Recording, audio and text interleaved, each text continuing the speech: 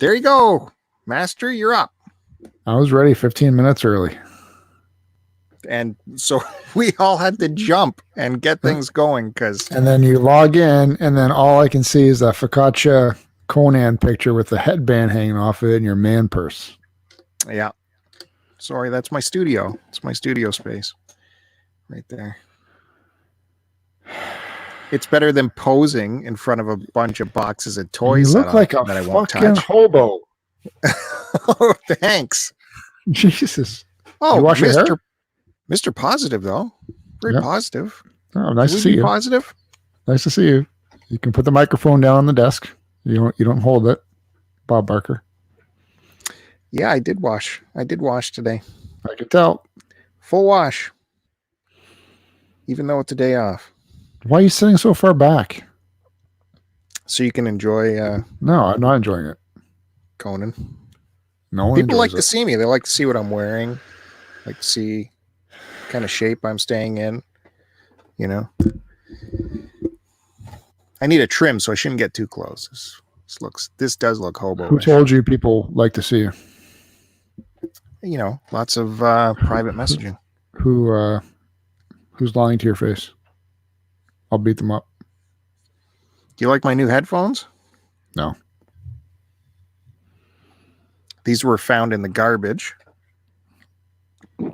Remember, these are those Beats Studios. Yep, I remember. Found in the garbage. Broken headband. Hold on.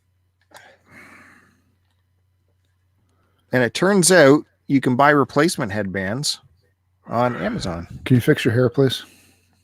So I got a replacement headband, and there's still one side is a little bit lesser than the other side. It's kind of frustrating.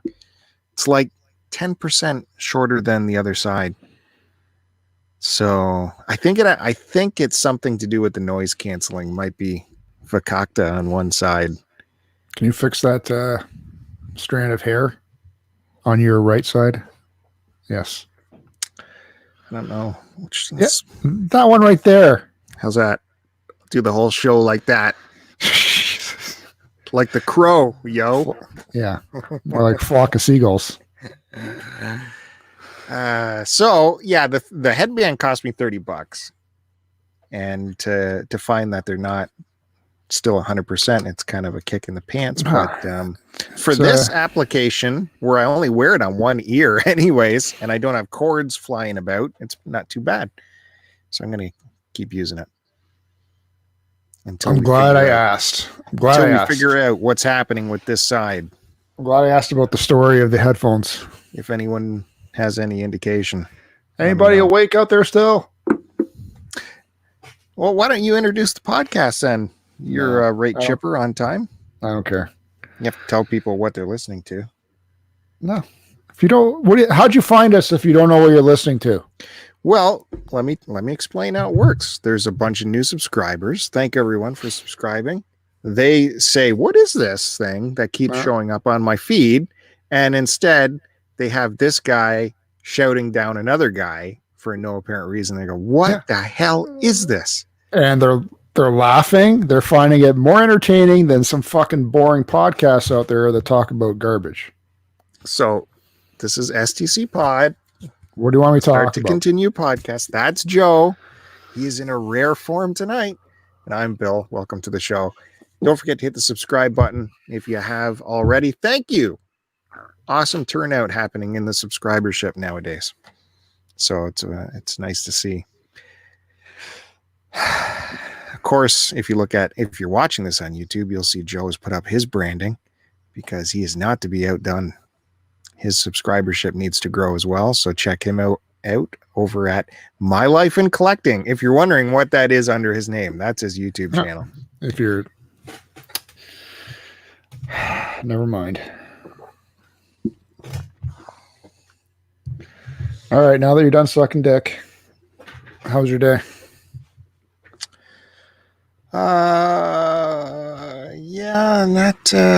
Didn't do too much. Had to mail something, pick up some groceries, went to the stupid thrift store. Waste of time. You're not supposed to do that. It's a waste of time. Don't do it. If you're not there at right when it opens, you're going to be out of luck because there's signs all over. They're only putting out new stock while the store is closed, and that's why the store doesn't open until 11 nowadays. And so that's when they're telling people that. Yeah, so all the sharks are there lined up waiting for the door to open because they got nothing better to do with their time than to sit around and wait for the doors to open to a thrift store. So if you're just gonna, I wonder if they're all doing that. Yeah, I bet you. Just keep the employees off the floor. It makes sense. But the sharks are going to wipe out the floor by 11:15 every day. Yeah. So if you're not there first thing, then why bother, right?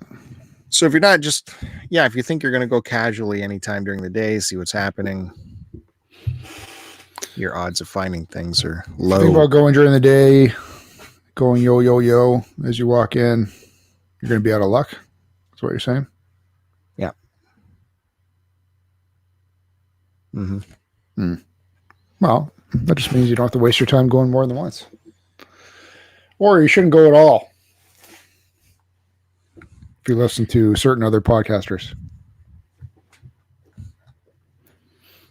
I don't know. I think we're allowed now. I think we're allowed some. I think so because wait, didn't they open the shopping centers yet? They're open, right? Malls are open. Yep. That's it. Shopping centers. Are the gyms open yet? Good Life somehow opened. But I don't know if they got the full go-ahead. I don't know what the story is there. And go to it, guys. Wear a mask. Get your mask on. The mask doesn't stop you from getting the virus. You realize that, right? Well, the mask just prevents you from spreading it if you're asymptomatic and you have it. Mask on, you can still catch the virus. Yeah, of course. However, if you're sending an example out there to everyone that, hey, I'm wearing a mask and it's fine, I'm not dying, then everyone will be more comfortable wearing masks. And if everyone wears a mask, the percentage of this virus going around diminishes to like less than 30%. Where'd you get that number from? Well, I just made it up. No. Actually, if you listen to the Stern Show, he just had his buddy Dr. Agus on, and he broke down a lot of facts about. I listened to CNN and Anderson Cooper. Okay, so you know it too, then. I trust him more than Dr. What's his name? Dr. Agus. Oh, I heard something else. Okay. Yeah, no, he's pretty good. He was talking. He broke it down into like the number of droplets you expel as you talk, and how many droplets you need to contract the virus. It's like 30,000 droplets. And if you're wearing a mask, if two people are wearing a mask, you'd have to be talking to that person who has the virus for over 10 hours to catch it through masks. That's much. So says he. Well, he's a smart guy. Well, he's a smart guy. There's a lot of smart people out there that are not always right. And take your fabric mask. Like I got my decent, like a real fabric mask that fits your face. And then you slip, if it's made right, it has a little pocket inside. You slip a coffee filter in there. And that ramps up the protection as well. Where did I find coffee filters, might you ask? Well, I went in your locker at work and took some coffee filters. Listen, those are for emergency purposes only. So I needed to find them, and you had some. You go to the superstore. There's no shortage on coffee filters. I forgot, and fortunately, I only in there. Yeah, well, if you just asked, no wonder all my other stuff is missing. You don't even know what's in there. So. Yeah, I know. I keep track. Good thing everything there I've already coughed on. It wouldn't surprise me. But I know you haven't touched that thing in weeks, so it's safe. Well, I'm going to cough it all tomorrow. And I'm going to cough in your coffee bowl. I'm sure you do that every day for fun. Yeah. What were you going to say? I wanted to say hi to Chris Roberts and Lotus Stark, who just popped in there. Hello, guys. Thanks for joining us. My buddy Lotus, my pal Chris Roberts. Keep telling yourself that. I think I've got the fucking COVID headache, man. Head's been pounding all day. I don't know if it's like lack of sleep. We worked overnight the other night, and I came home immediately and went back to reinstalling a new ceiling fan into my son's room, and didn't sleep all day till at nighttime. So I think the recovery has been a little bit slower on me. Trying to put these new wall mounted two-way switches for the fan and light, but the new models don't work with these certain fans because they no longer come with the canopy remotes. So I've literally wasted multiple days. Then took apart my daughter's ceiling fan to see how her setup was, and immediately as I was pulling stuff out of it, massive spark, big puff of smoke, and a bang. So I fried her ceiling fan canopy box. So you didn't like turn off the power to it? No, I normally don't. Because I'm a real man. So then I had to remove her canopy remote box and replace her wall light switch and my son's wall light switch with just the normal old-fashioned ones till I get this figured out. Why? Anyway, both their ceiling fans. What? Why? Well, how is you supposed to turn on your ceiling fan light and your ceiling fan and the light to it? There's the remote. Go to town. Don't lose the remote. No, it's in the wall switch. The two buttons where you can also adjust the strength of the light and the strength of the fan. It's not just on and off. Okay. Anyway, so fuck both those boxes up. Anyway, they got two fans running now. Just you got to use the stupid chains hanging off of them. So I got the electrician in because I'm done wasting my life with these ceiling fans. You need to get an electrician to hang a ceiling fan. No, they're already hung up. I did it myself. What's the problem? I can't figure out these new fucking box. No, the new boxes are different. They don't work with.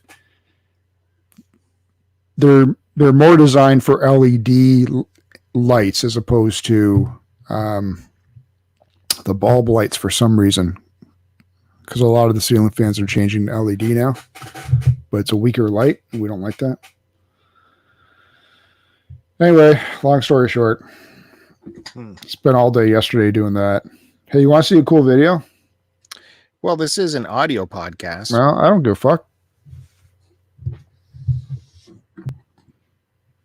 Is it a video I shot? No, this is a good video. Okay. Can you see this if I put this up? Yeah.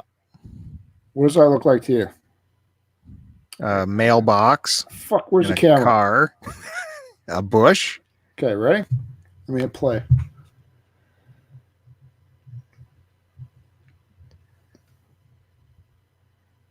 This is from your... Oh, shit. Did you see that shit? I'm going to play it again, and then you can describe it to the listeners. This is your doorbell camera looking out to the street. Okay, watch this shit. There's a car parked out there on the street curb. Man, and some kid on a bike goes over the handlebars, hitting the front of that car, right into the hood and windshield of the car. Yeah. Whose car is that? That's not your car, is it? That's my car. Oh my God. One more time. One more Park time in the driveway. One more time for the fucking retards out there. How many times I tell you to park in the driveway? Boom. Yeah, he goes full on into the windshield and hood. As that was happening, I'm on my son's bed. Now this happened, today's Thursday. What days did we work? We worked Monday, Tuesday, right? Yeah, nights. This happened on Sunday, I want to say. I was standing on my son's bed, playing around with the first ceiling fan that I tried to install, but ended up, after I finished installing it, it was making a loud buzzing noise. So I had to take it all down and return it and get the new one I installed yesterday. I'm on there, arms above my head, standing on his bed, screwing in a portion of the ceiling fan light, looking out the window directly at my car, and I saw that happen. And I'm looking, and I can't believe what I'm actually, and it was loud enough, or he hit it hard enough that I could hear it inside. So I was surprisingly calm. I didn't get angry once. I walked out, go, hey man, you okay? He's like, I'm pretty sure he concussed himself because he wasn't talking straight. And actually he lives 4 doors down too. I've never met him before.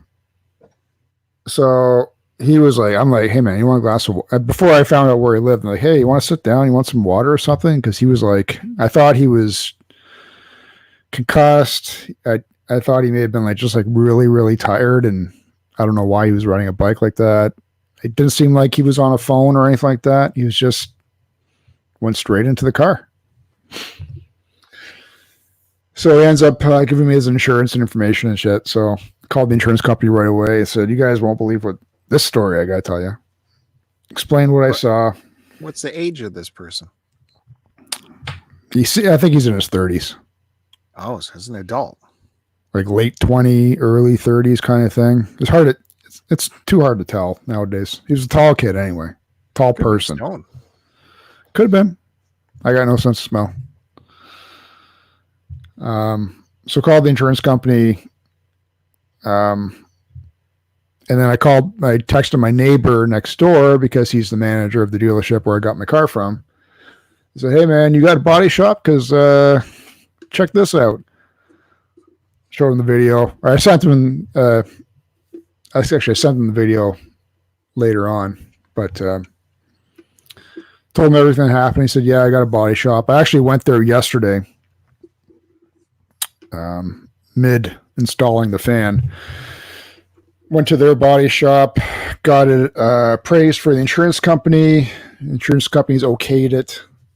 They're going to put a whole new hood on because basically there's just a bunch of, there's a couple scratches on the hood and a dent, I think, where his head went. What about the front fender?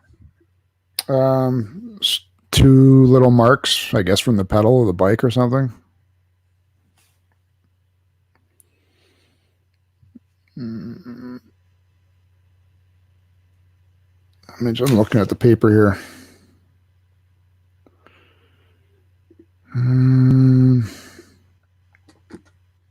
Front fender, operations, bumper, grill. Yeah, remove, replace hood panel. So I guess that means we're just going to get a new hood on it. What do you think where the tire would have hit that front bumper would have cracked some of that plastic? Didn't see anything, man. I'm going to do another inspection again, but yeah, I just got to pay the deductible, which is $500, and then the insurance company is going to go after him for the $500.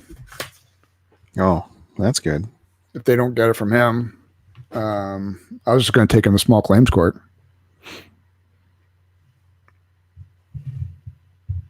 But yeah, man.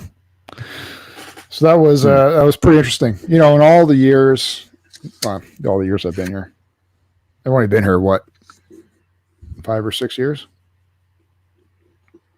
Yeah, probably 7. Nothing like that's ever happened. So, wow. Do you think what? Does your insurance take a hit on this? Does it go up, or is that like a no fault thing? So it doesn't matter? I said it was like a no fault thing. I was worried about that, but there'd be no reason for, logically. Well, we all know how insurance companies work, but logically, there should be no reasoning for mine to go up especially since the car was parked. I had nothing to do with it, right? I've got obvious proof that he, this dummy rode his bike directly into the front of it. Yeah. Lotus says, don't forget that your hood has the VIN number, like the sticker on there. So they have to transfer that, put it on the new hood. You know, those little police tracking stickers that are on all your auto parts.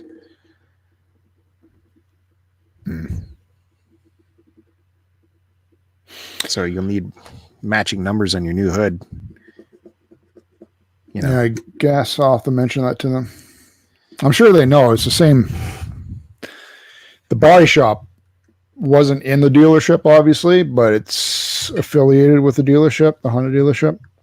Oh, yeah. It's weird, though. I walked in and it was just like, this looks like a fucking chop shop because it's this long, narrow building, and there was about 10 Mercedes, Audis, high-end luxury vehicles, used, obviously, but just all in a row, just sitting there like on display. Like for sale, I guess, or something. When there was no sale prices on there. I'm like, what's up with this setup, guys? The guy coming out, how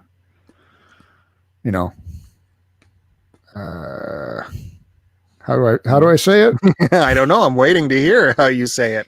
Maybe I won't say anything. Anyway, he was a nice guy once I talked to him, but just looking at him, he'd be like, okay, I guess I trust you. Well, that is shocking. And you kept it to yourself all the 2 days we worked together. Well, I wanted to get your surprise on when I showed you the actual video.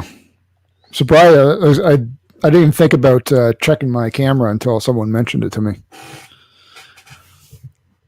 I don't know how you didn't post that online. That could have went crazy viral. That could have went on Ellen. I don't know if I should. Why not? I don't know. Could I get sued or something for that? No. There's like a legal case that goes on. I would be throwing that up there super fast. You want some quick hits on your channel? Put that up there. Yeah, I want good hits though. Oh, you want good hits. I don't need to troll for hits. You don't need to troll for hits. No, actually, I do need to troll for hits, but I don't. No, you don't have to have contests or anything like that, right? That's not trolling. Hi, Dean. Dean's stopping in. It's good seeing That's given away. So that was that for that, man. I got to call them tomorrow. Say, go ahead, order the parts, reconfirm everything, reinspect the car. And yeah, man.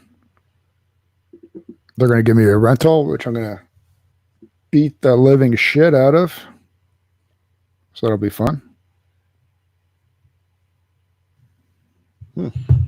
Well, good. Well, it should be pretty quick, just swapping hoods. Shouldn't take well, no, then you got to match the paint to the fenders, right? They're just going to get a new hood that's already your paint. I mean, it's a new car, right? So they're going to have those hoods ready to go. I don't know. There's no painting. You're going to get like just a new Honda hood that's in your paint scheme, I would assume. If, or the other way, they would be fixing your hood and repainting it, but that's too much work. So they just order a new part. What's he looking at? No, I was looking at the form again. Yeah, all that I'm going to reconfirm anyway.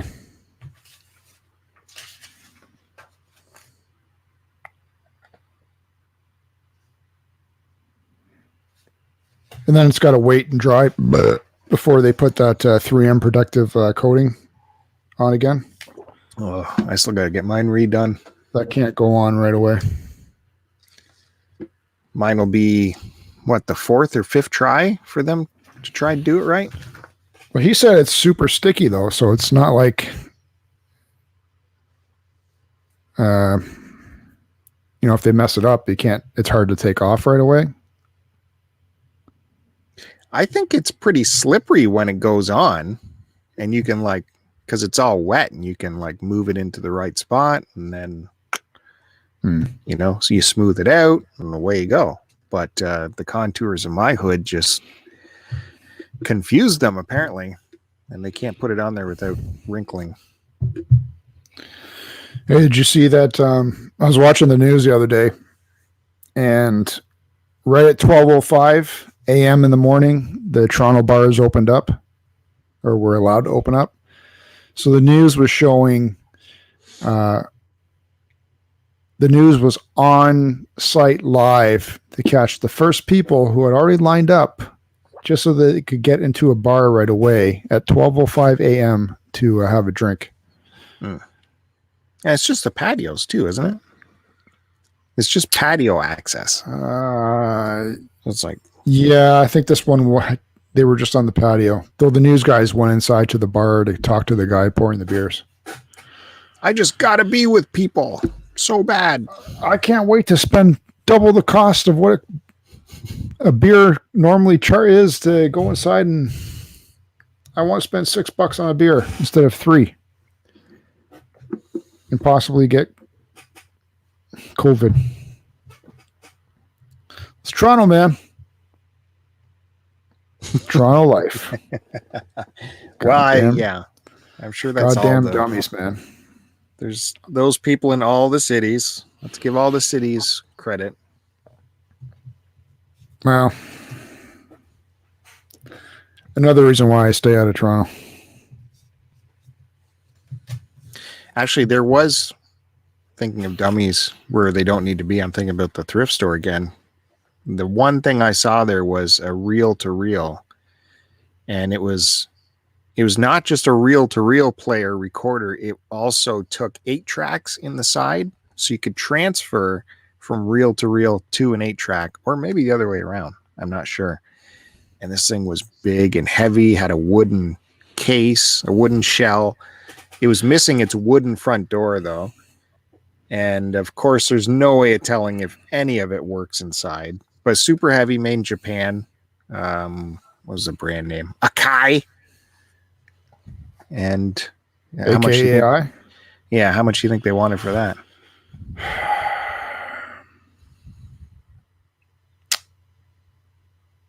Okay, I'm gonna say they put a price tag of I want to say 89, but I'm gonna go towards 129. Oh no, it wasn't that bad. It wasn't really that angering. It was all right, 59. It was $50. And I was thinking of doing a manager discount on that, but I'm like, it's like a big boat anchor. And I don't want to take this home and have to worry about shipping it somewhere else. And it's so giant. I thought about it for a long time, but I would have had to change that price down to like $12.99 because $50 is outrageous for a giant boat anchor you don't even know works. And there's no return policy. Yeah. It's ridiculous. And it's missing. I looked it up, and just the wooden door to close it, that's what was missing. Just that wooden door goes for $80. So, and I'm taking home an incomplete object. Here, I took a picture of it. I think I had something to show you, but I don't remember. Let's see this picture. I was like National Geographic today with my camera, by the way. Not interested. What? Huh? It looks pretty clean. Yeah, it's cool. How heavy was it? Cool factory. Super heavy. As much as it cost. I could have used it. I would have bought it just to curl it, because at $59, it's still cheaper than what weights are going for from these people on Kijiji.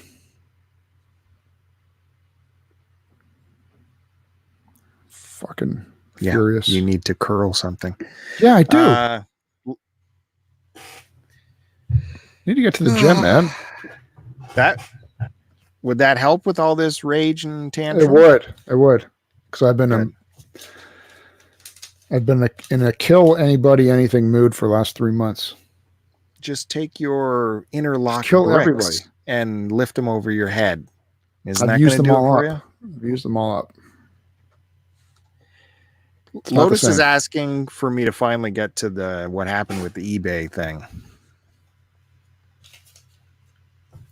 That long drama that happened with my return. All right. You're gonna have to help me out through it. If it's been a while. Doesn't mean you sure. Doesn't mean you All right, tap go. out. Doesn't mean you tap out. It means you engage in the conversation as the story goes along. Pay attention, you mean? So, all right. By the way, I did sell something today, which made me stupid nervous because it was a Wii console. I sold it to some guy with a 0 rating, a 0. And he just joined eBay in June. I'm like, here we go. Well, if it works, you shouldn't have an issue. Well, like we know, if they can say anything, they can say one of the LED lights blinks when it's not supposed to, and that qualifies as a return for eBay, which is kind of what happened. Well, not really with this return I was presented with last month or a month before. It was a Guitar Hero guitar I sold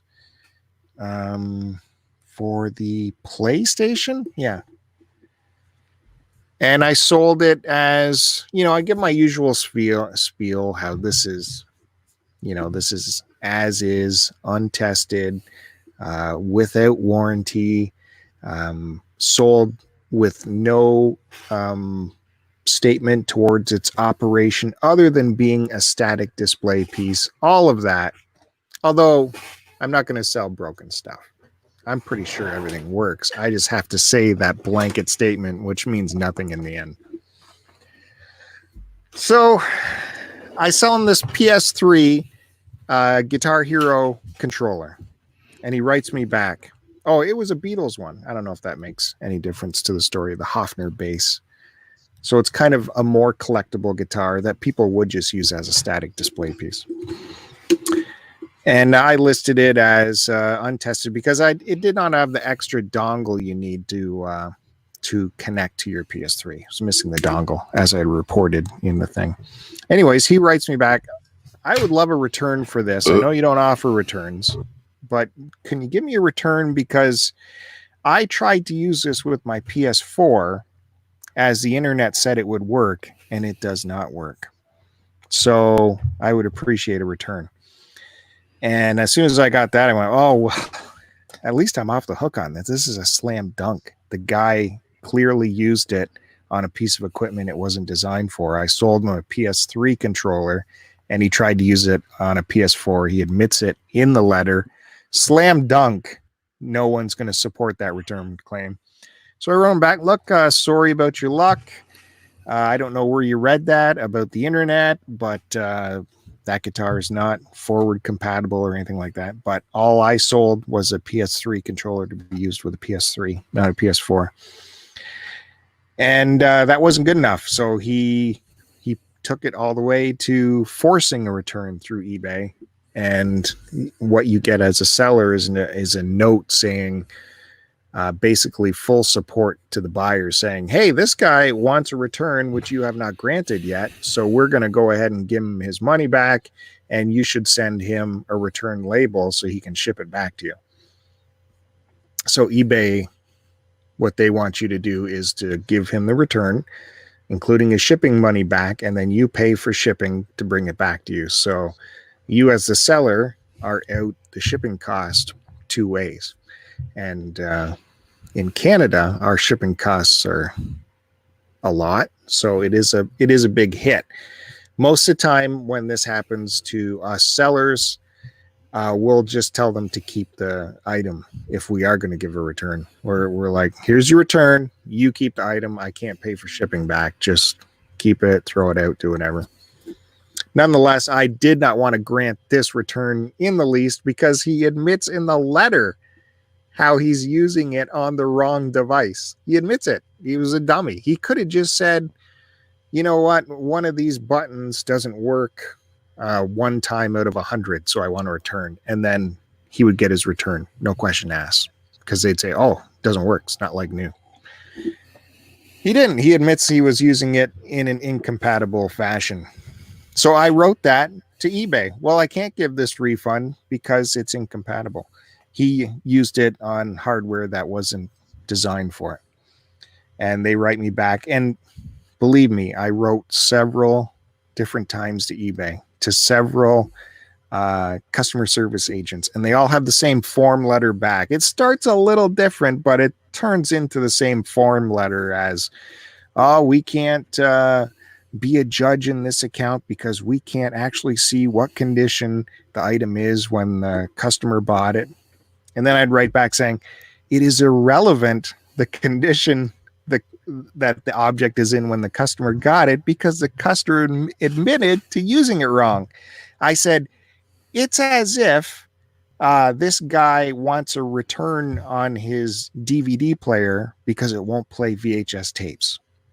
And then you'd get the next letter back from eBay saying, well, we have to remain neutral in this situation, and you should send him a shipping label back so we can get the return expedited. And I'm like, can you guys just read? I'm asking you to just please read what he said, because he actually admits it in the letter. Just read it. Just read what he said. And then they'll do another form letter back saying, we apologize you're having this problem. Yes. Sorry, my phone went off. Yeah. But please go ahead and grant that shipping label so we can get past this resolution. And I'm like stymied every time because I can't believe that it's so simple. It's so cut and dry, right? Like all they have to do is read his letter. So why didn't I call them on the phone? Well, because during this special time, their phone lines are down and they direct you to the website, which is like a Vegas casino trying to find the exit. Is like trying to find their contact us form on the website. So ultimately you're sending these emails back and forth and you're just getting form letters back. I went to Twitter. I raged about it on Twitter, and eBay goes on Twitter and says, hey, I can help you. Why don't we talk about it here? So, okay, let's get it. Let's go after it one more time. So I said, I wrote them the situation. Then I said, every eBay agent says I sold an item that was defective, does not work, and doesn't match the description, but the buyer admits to trying to use it in hardware it's not compatible with. Tried to use this PS3 controller with a PS4. That won't work, but that does not make it defective, not the seller's fault. And then they write back, hi there, looking over your return request, which they haven't done. It looks like your buyer was concerned because the guitar should be backwards compatible with the version of the game that they have, PS3 to PS4.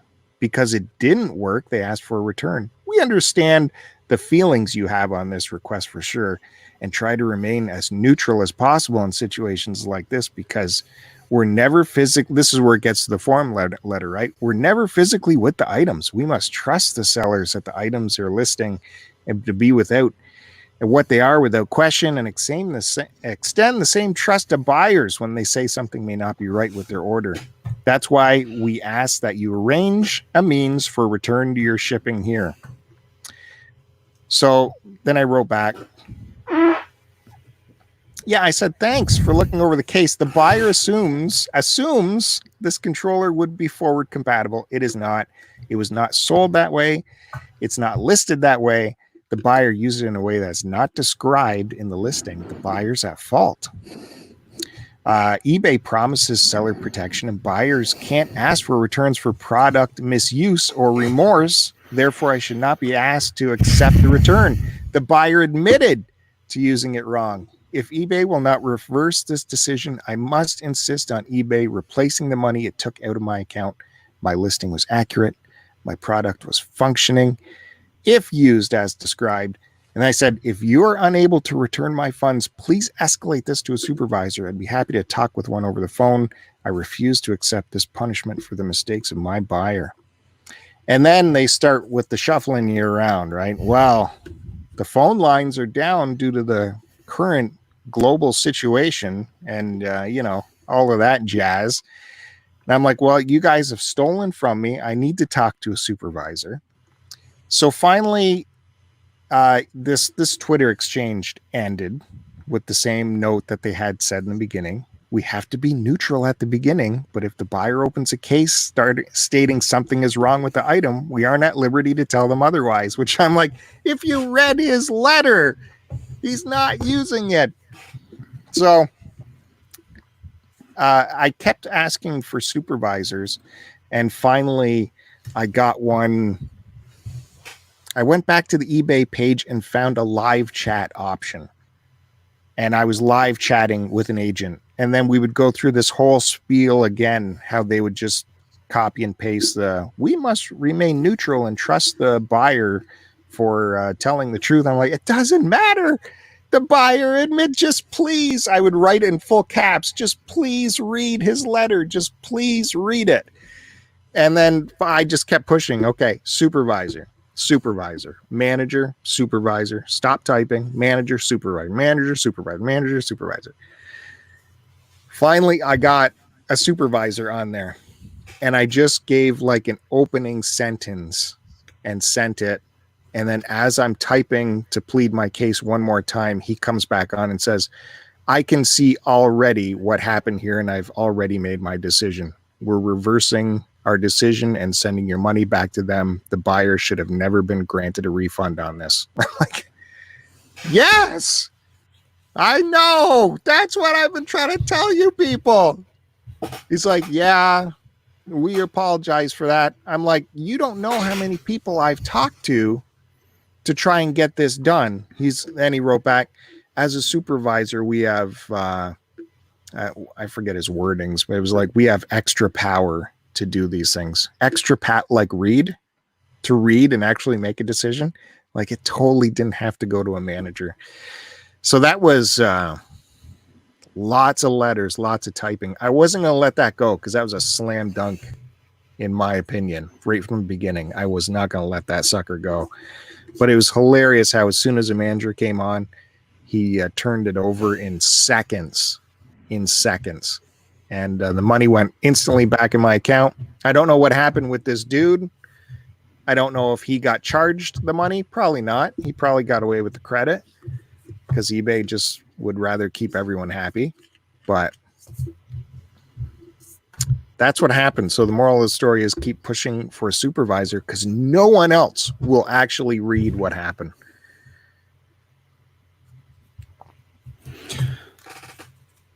I just wish eBay would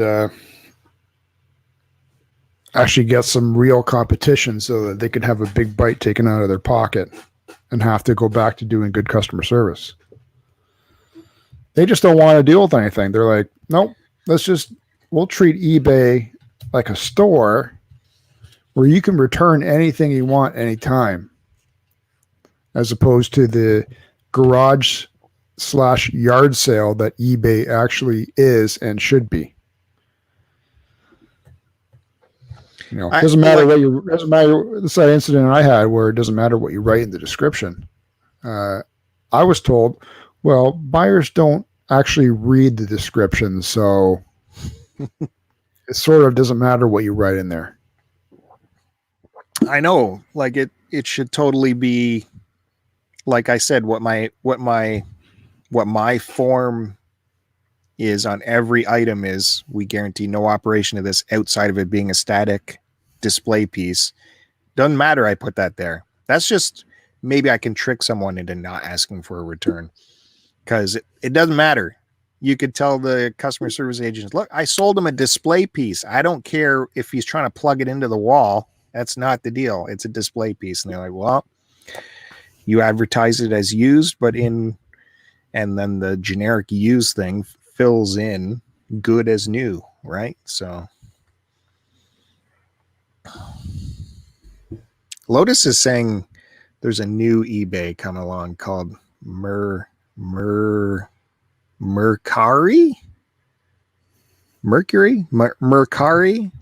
Merci. I don't know. I mean, there is eBay competition. Amazon sells, Etsy, Doesn't matter. No one goes to it. Do you go into all those things to look for shit? No. Because most people post on eBay. Well, I don't know. I don't buy. I don't buy on eBay. I sell on eBay. I don't buy. Shipping is too much. Enough of eBay. We're giving too much attention already. I just want to say that, like, I had another seller who got eBay, another buyer who gets it, right? He bought a 50-year-old radio off me, a Sony portable, AM radio with the original Sony adapter. Beat to shit, this thing. It is beat up like mad, but I said in that, it turns on, it'll tune into a station, but is obviously well used. It's 50 years old. And this guy wrote me back after he got it. He said, fantastic. It was just as described. I'm going to be restoring this, and I'm going to replace this and replace that. It's like, yeah, see, he gets it. He gets it. It's a 50-year-old item. It's not going to be like new. And that guy even, I wrote back to him, said, hey, that is awesome. I'd love to see some pictures of this final restore. And then he wrote me back months later telling me everything he did to restore it. And it was fantastic. Yeah, he got it. No, that's a guy who's into restoring as a hobby for those particular devices. He could have said, you know what? This didn't tune into 97.5, so I'm returning it. Well, that's what I mean. He's a restorer, so he understands. He's got common sense. Yeah.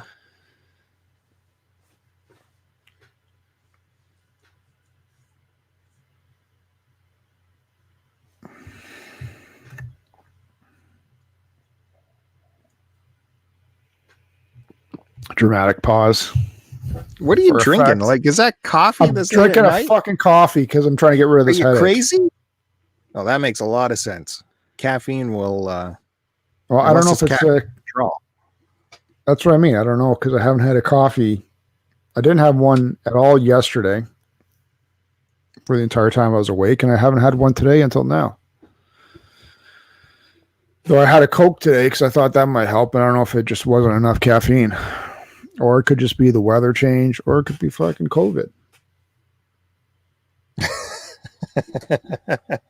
You are such a... Here, I'm going to show... Can I show you something that'll make you feel happy? No. Or it could be because I haven't been to the gym for 3 months. Yeah, you're not getting your regular... Yeah. Roy division. So angry, man. Oh, my God.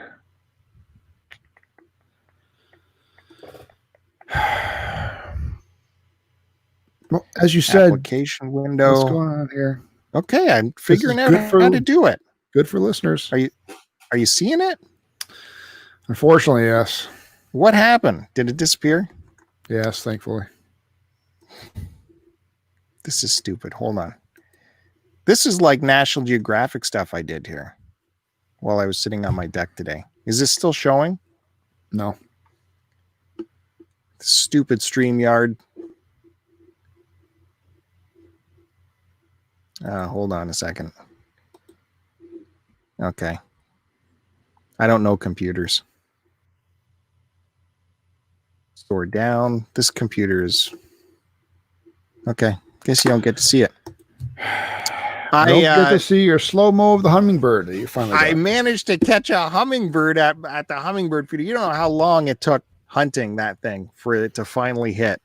Man, that was like winning the lottery, catching this hummingbird. It's been 2 weeks of waiting for that hummingbird. Finally happened. I've got slow-mo of me peeing. You want to see that? Yeah. I took a picture of that for a goof. Well, I'd like to say I'm surprised by that. But? Yeah. Was this with your phone? You had to take a picture of your stream? Well, I was in the bathroom. Were you sinking boats in the toilet with it? Oh, my God. My boats are already sunk when they're in the toilet, dude. Travifan, you should do reps of lifting your sealed VHS tapes. I don't have that many that are sealed. They're hidden in the wall somewhere. Probably. God Yep. knows, man. I'm drowning in shit here. Drowning. Well, you're not doing anything to curtail it at all, so. Well, I'm trying to. You seem to be happy with it. No. I don't think so. How can you be happy with it? I'm actually miserable. Never said I was happy with it. I mean, how can you say you're not? You're trying. You're adding to it every day. You're trying to add to it every day. I'm trying to get rid of it too, but I can't because I don't know what to get rid of. If I had Kevin come, he'd probably be able to.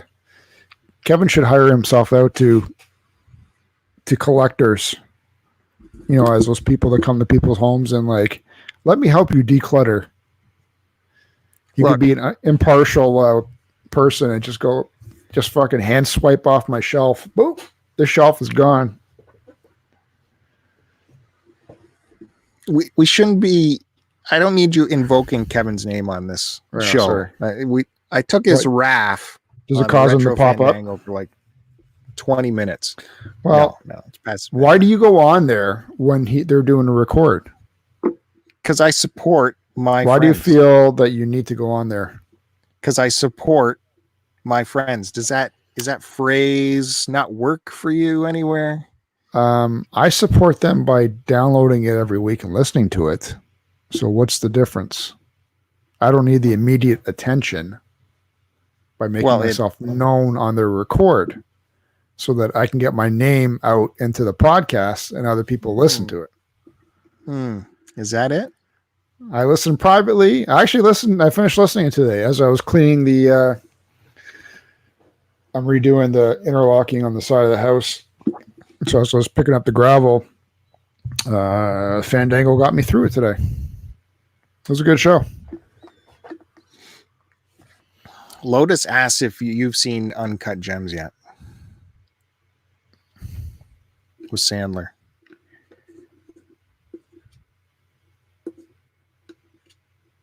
No, I forgot what that's about. Let me write that down. Lotus, what's it about again? I've seen it. I can tell you about it. Uncut Gems. Sandler is this, he works. It's that movie where he's a scumbag pawn shop guy? Yeah, he works in that district of, New York, where they're buying and selling jewelry, right? Right, okay. And he's always on the hustle.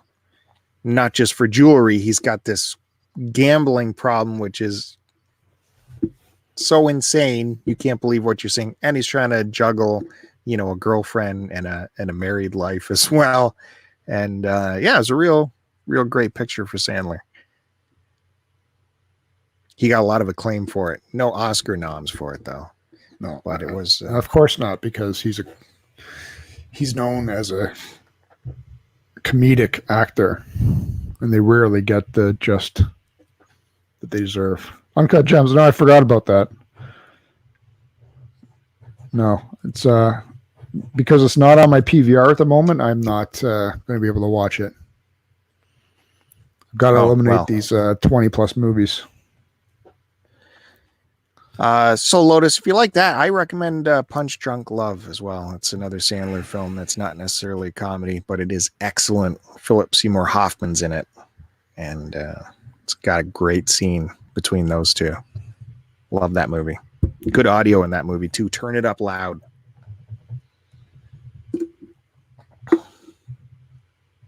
What are you doing over there? Doodling. Oh, that's good talk. Good chat.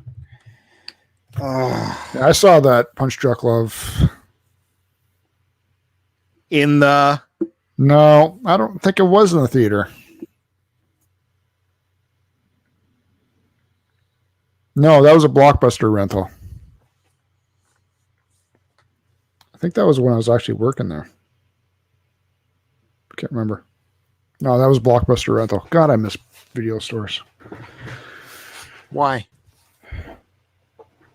Because it had to do with the whole process of going and choosing a movie, and it just involved everything with it, man. It's like going to the movie theater and watching it. Yeah.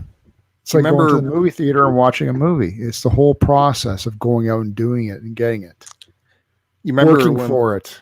Blockbuster ruined the video store experience by their walls of the same movie? Just they did that panels of the exact same movie. Yeah, but they did that for the newer releases, so there'd be more for people to rent.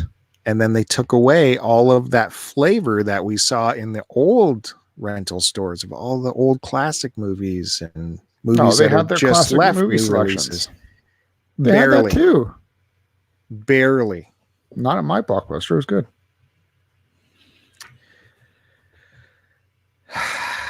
Hey, I can argue with you too over nothing. You want to waste more time arguing about fucking Blockbuster video setups?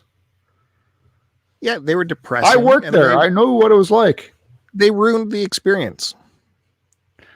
Or did they make it better? They ruined it. Or did they make it better? Shit. Or was it great? No, because there was a little, that kind of you miss the suspense walking into that store, into the independent store, and wondering if you're going to get that movie that you went there to get. Yeah, it was kind of exciting. Am I going to get one of the 3 copies of Mannequin, or are they all going to be? Or did someone else who came to a variety store to get their bag of milk get that one of 2 copies of that movie that I want? Yeah, that's a bit of excitement there. Instead of just this instant gratification that Blockbuster gave. You walk in and it's like you hear the freaking the gates of heaven open up and it's like, and you look around and you whip down your pants and it's like, oh my God, look at all these movies. It's fucking fantastic. It's one of my favorite places to go to, man. 500 copies of there's not 500 copies. They would have like 50 copies of the same movie if it was a new release. And then as time progressed, they'd whittle those down and then sell off used ones. Oh, I can't admit that the small independent store was a better experience. It wasn't. Hey, they had all of the selection. Because I didn't grow up on a farm. I had real stores around me. Blockbuster was awesome, dude. Come on. It was so fantastic. I'd take a jumbo before a Blockbuster. I had jumbos too. I went to both. At least jumbo, they had the popcorn.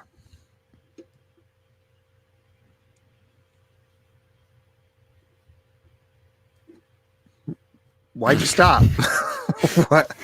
I was trying to think of something funny to say about popcorn and I couldn't.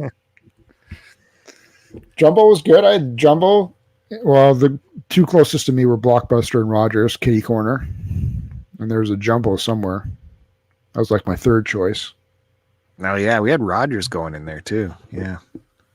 Well, the cities had the Rogers. But I don't know, man. Good memories. The one thing I like to add to my collection is a Blockbuster VHS rental case. Oh, that's just so stupid. With the standard Blockbuster paper label on the side of it that they use as a placeholder. God, I want one so bad.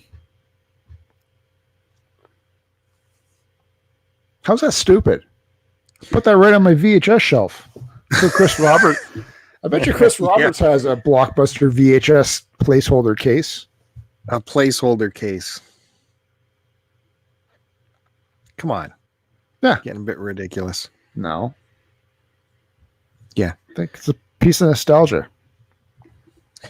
Lotus says he's happy I grew up on the farm and he liked my dad's story, which is alluding to the special that got put out on this podcast feed, the STCPod Father's Day special. STC Talks, which I'm sure you listened to. I haven't heard any feedback from you yet, Joe. That was very well done. Really? What did you like most about it? The part when you talk to your dad. It's so frustrating. It was the best part. I haven't had time yet. I said I would.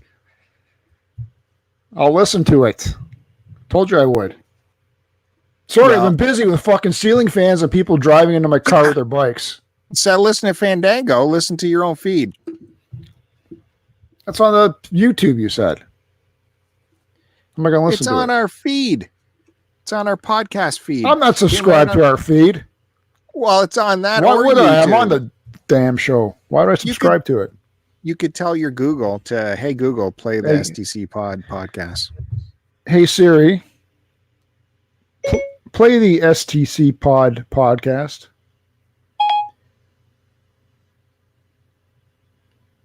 Just a sec. What?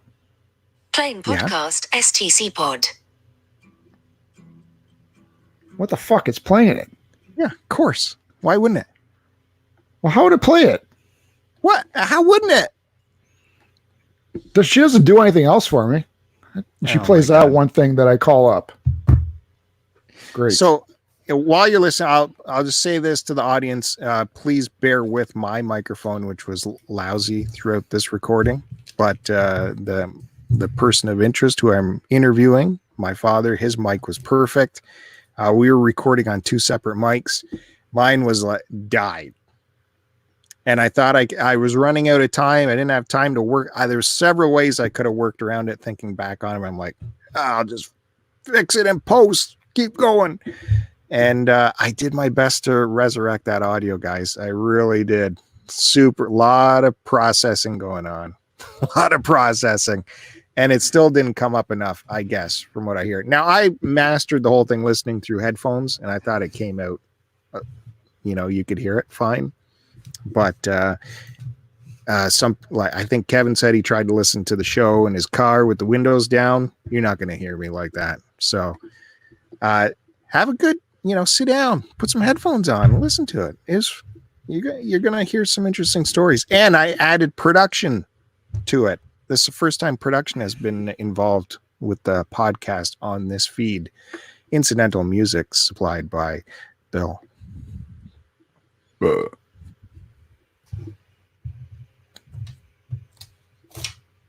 I can play some incidental music for our show too here if you want, Joe. Yeah, you can play it as we're signing out. Anyways, Trav, thanks if you listen to it. Appreciate it, buddy.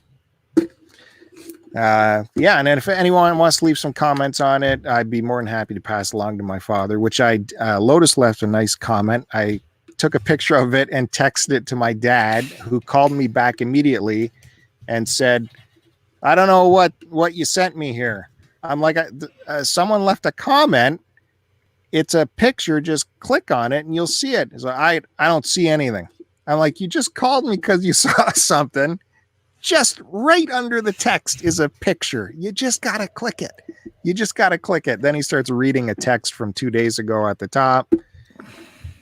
And you were in charge of $1 million corporate agricultural endeavor, eh? Okay. Yep. They didn't have phones back then.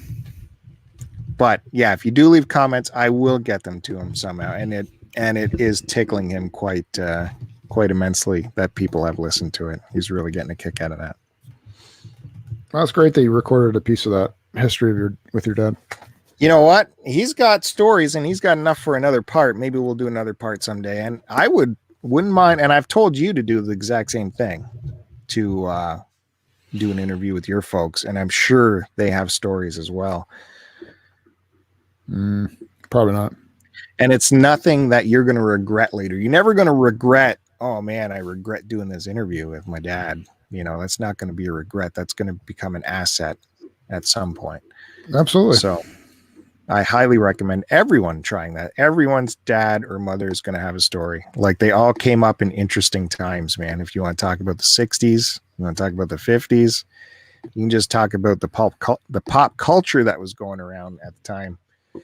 That's like where I want to go the next chat. That was where I wanted to go at one point in this one. I'm like, in 69 during Woodstock, you were within driving distance and didn't go. What? Why? How do you not go? Come on. 1 million people in Woodstock, the biggest bands in the world, and you didn't go.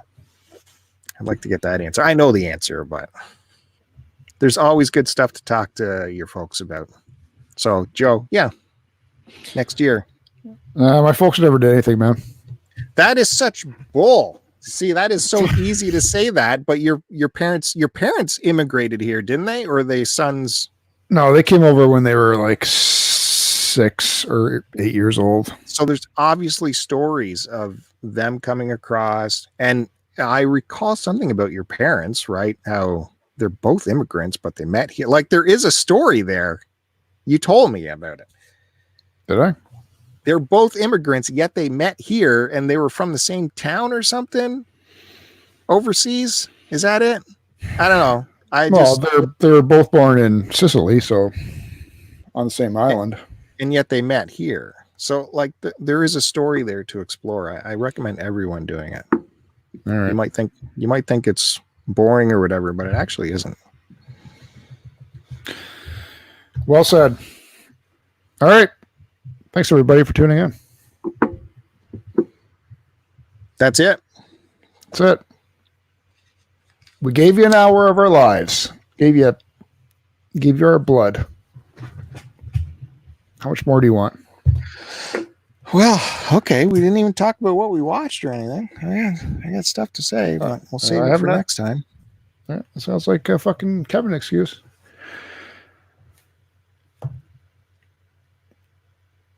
Okay, sign us off. Why do I have to do the work all the time? Why you don't know where to find us or where we are?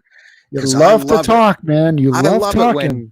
When you say my name, when you say my life in collecting, I love that. I hate to deprive you of the lip smacking you love to do, Bill. Just talk away, Baba Booey. You're the new Julian. Fucking Baba Booey. All right. If you love this kind of content that this guy's bringing you right here, go over to YouTube, My Life in Collecting, where you're going to see lots of fun stuff over there. Lots of fun stuff. The latest is, I thought it was a joke at first, but it's looking through the TV guide. And God damn it, he's getting lots of great feedback for that. So good job on that, Joe. Who doesn't love the nostalgia of the old TV guide, man? I'm pretty proud of myself to trim it down to what I had. What a maniac. I had boxes. That's being a maniac. And if you like what you're seeing here, please subscribe to this channel, Start to Continue. You're going to see our live feeds across the top of the channel. If you go to the Start to Continue YouTube channel, when we know we're doing a live feed, you'll see it programmed at the top so you can know when to tune in. Subscribing helps, and hitting the bell also helps. Hitting the like on this helps. So you can do all that. You can follow me on Twitter at STCPod. Joe is at AC Decepticon. And you can find us wherever the podcasts are at.